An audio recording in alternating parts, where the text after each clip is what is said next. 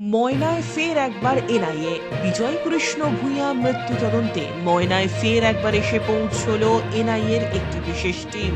ইতিমধ্যে বিজয় কৃষ্ণ ভূমি তার বাড়িতে পৌঁছেছে ওই টিমটি। পুরো বাড়ি ঘিরে রাখা হয়েছে, বিশাল পুলিশ বাহিনী দিয়ে বাড়িটিকে ঘিরে রাখা হয়েছে। বিজয় কৃষ্ণ ভূঁইয়ার পরিবারের সাথে কথা বলছেন প্রতিনিধি দলটি। সবকিছুই অত্যন্ত গোপনীয়ভাবে করা হচ্ছে, বাড়ির আশেপাশে যেতে দেওয়া হচ্ছে না কাউকে। বিজয় কৃষ্ণ ভূঁইয়ার দেহ যে স্থানে পাওয়া গিয়েছিল সেই স্থানটিও ঘুরে দেখেন ওই প্রতিনিধি দল। এখনো অবধি জিজ্ঞাসাবাদ চলছে। এটা একটা বাংলা একটা প্রবাদ আছে যে বাবা কি জিনিস চন্দনের স্বর গেলে বোঝা যায়। আজকে বাগচা গ্রাম পঞ্চায়েত এলাকায় প্রায় 2009 সাল থেকে 7-8খানা খুন হয়েছে।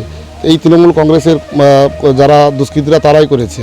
এনআইএ তদন্ত এর আগে কোনোদিন আমরা দেখিও নি, শুনেছি কেবলমাত্র। বাগচায় আজকে যে এনআইএ তদন্ত হচ্ছে বিজয়বাবুর কেসে, তাতে আমরা যে এনআইএ যেভাবে তদন্ত করছে এবং তাদের যা গতি, তারা একটা জিনিসকে যেভাবে বারবার প্রমাণ করার চেষ্টা করছে যে যাতে আমরা একদম স্বতঃস্ফূর্তভাবে একদম ক্লিয়ার যে যারা এই ঘটনার সঙ্গে যুক্ত, যারা ঘটনা ঘটেছে তারাও যেমন শাস্তি হবে, এবং এর সঙ্গে যারা পেছন থেকে ইনভলভ, যারা এই খুন খারাপিতে মদত দেয়, তারা যেমন ধরুন অমিতাভ ভঞ্জ, শাহজাহান বা এই সমস্ত তৃণমূলের যারা বড় লিডার আছে, তারাও শাস্তি পাবে।